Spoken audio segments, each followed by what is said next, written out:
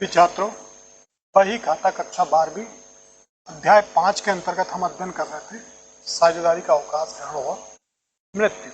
इसके पूर्व हमने जो है साझेदारी के अवकाश ग्रहण के बारे में जाना कि एक फर्म से किन्हीं कारणों से यदि कोई साझेदार अलग हो जाता तो उस स्थिति में फर्म का जो हिसाब किताब है वो किस प्रकार से किया जाता है और उसको भुगतान जो है किस प्रकार से किया जाता है, इसका अध्ययन हमने पिछले अध्याय में किया। इसके बाद अब हम आज यहाँ देखेंगे कि यदि किसी साझेदार की मृत्यु हो जाती तो यहाँ पर दोनों में जो मुख्य अंतर है कि अवकाश ग्रहण के एक निश्चित टाइम होता है, या जब कोई साझेदार अवकाश ग्रहण करना चाहता है तो उसके पहले प्रॉपरली सूचना वो विभिन्न साझेदारों को फर्म को देता है। लेकिन मृत्यु का कोई निश्चय तो है नहीं, मृत्यु कभी भी किसी भी दिन किसी भी स्थिति में हो जाती है।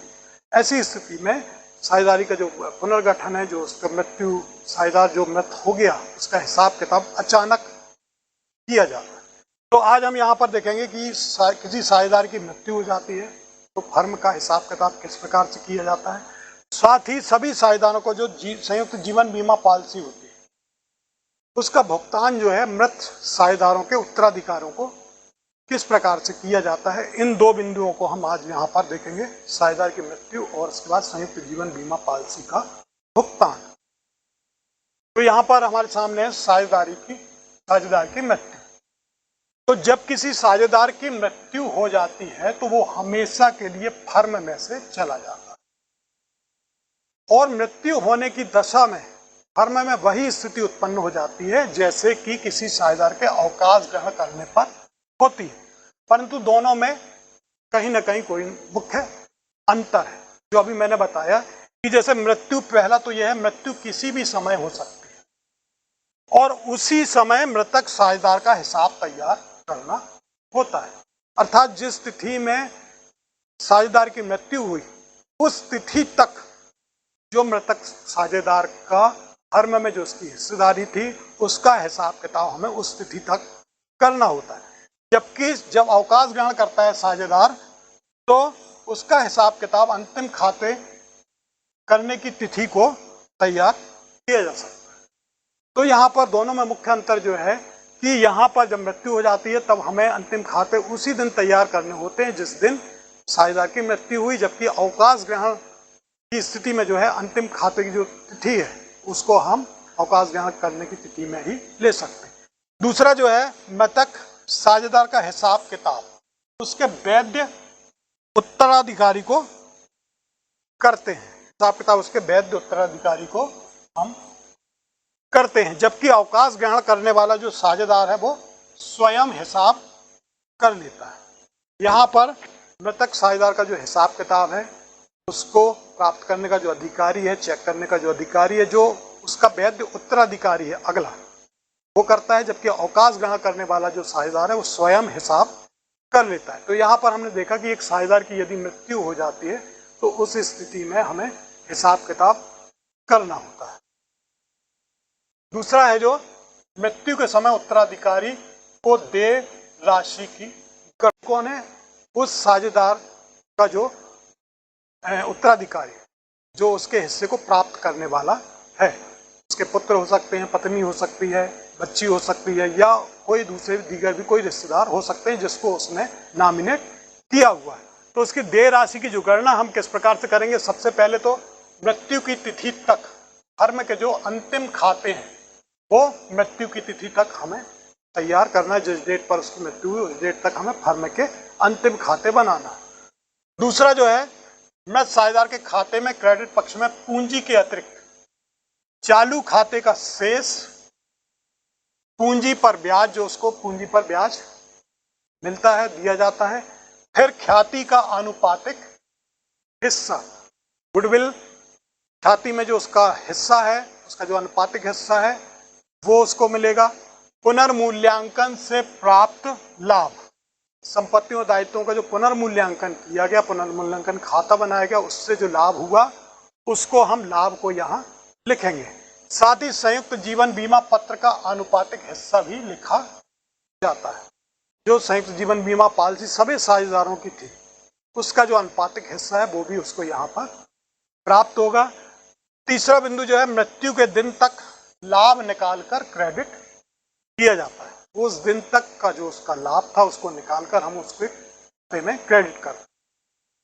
चौथा बिंदु जो है, उसके खाते में डेबिट पक्ष की ओर मृत्यु के दिन तक के आहरण और आहरण पर ब्याज, ये कौन से में के खाते में डेबिट पक्ष की ओर आहरण पर ब्याज, पुनर्मूल्यांकन से जो हानि हुई, लाभ हुआ तो यहां पर क्रेडिट पक्ष में, हानि है तो पुनर्मूल्यांकन की हानि जो है ये यहां पर डेबिट पक्ष में होगी।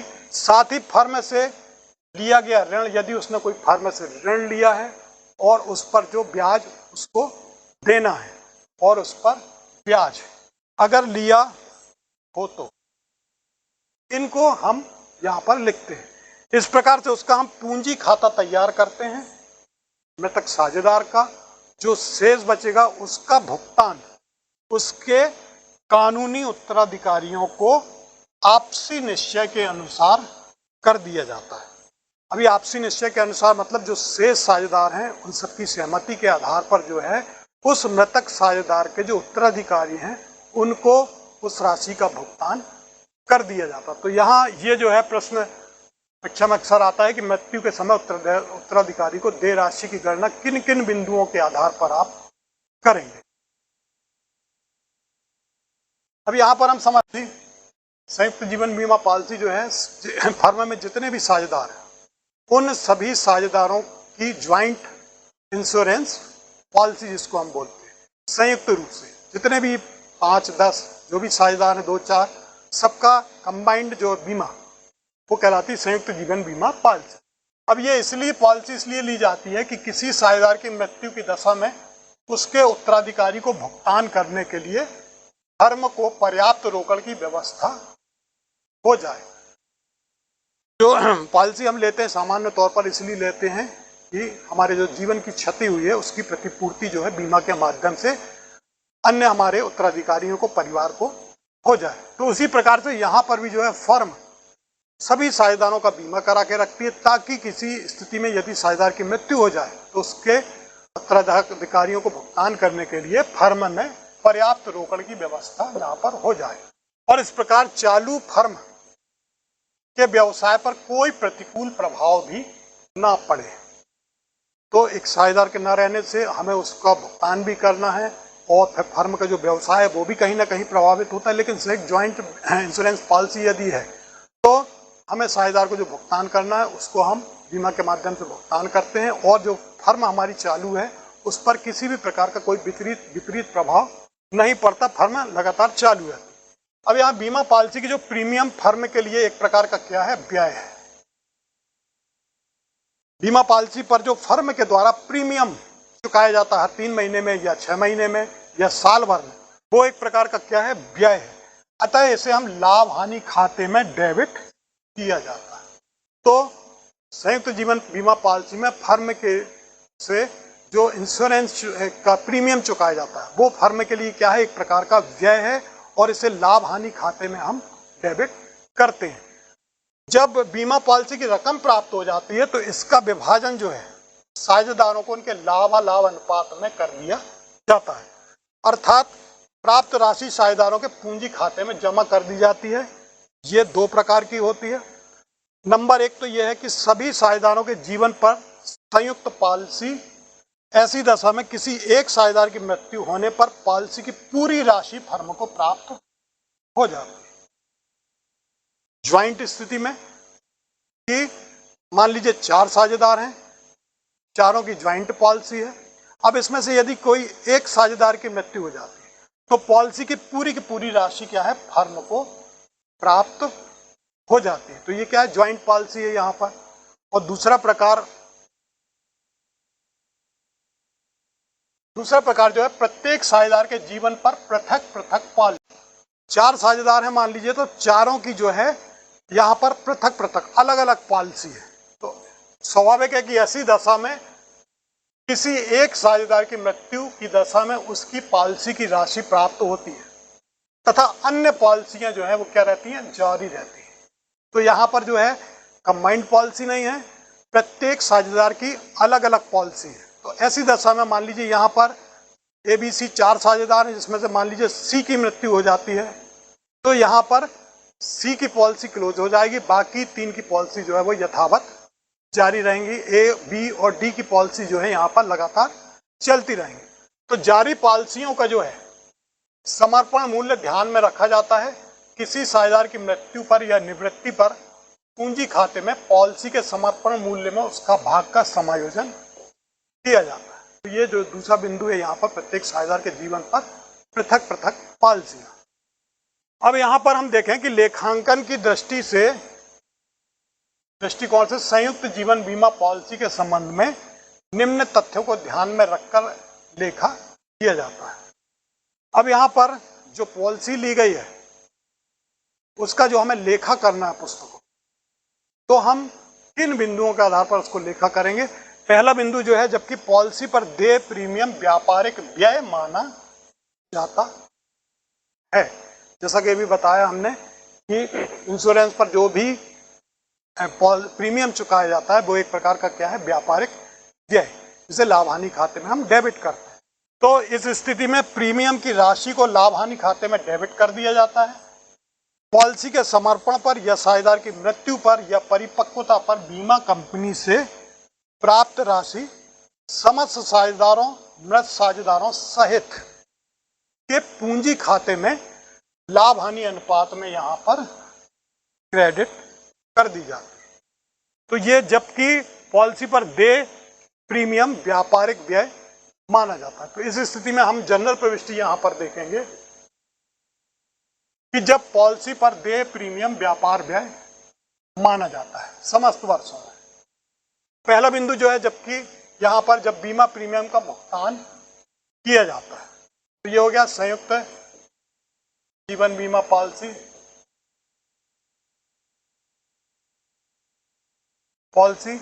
To bank account being premium paid. यहां पर प्रीमियम है वो चुकाया गया।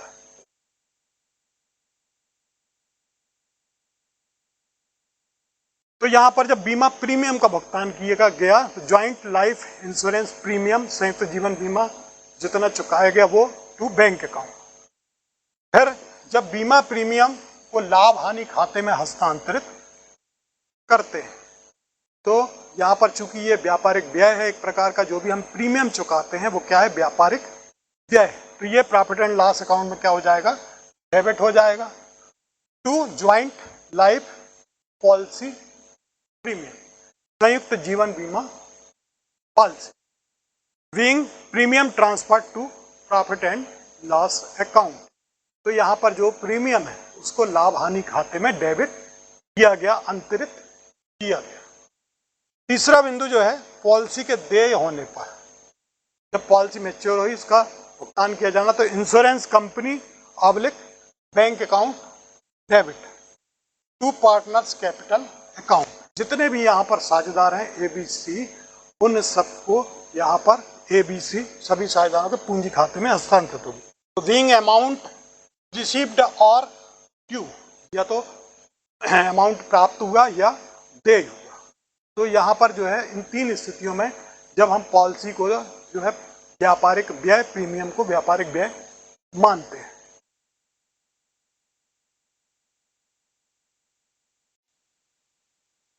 दूसरा बिंदु हमारे सामने है, जब पॉलिसी पर दिया गया प्रीमियम पूंजीगत व्यय माना जाता है। तो हमने देखा था कि पॉलिसी पर दिया गया प्रीमियम जो है वो व्यापारिक व्यय माना जाता है।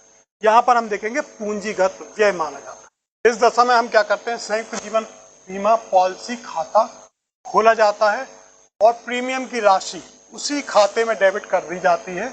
यहाँ पर पॉलिसी का जो समर्पण मूल्य है उस खाते के शेष के रूप में क्रेडिट कर दिया जाता है, जिसे अगले वर्ष ले जाया जाता है। इस खाते का अंतर जो है लाभ हानि खाते में लिखकर हम अपडेट कर देते हैं।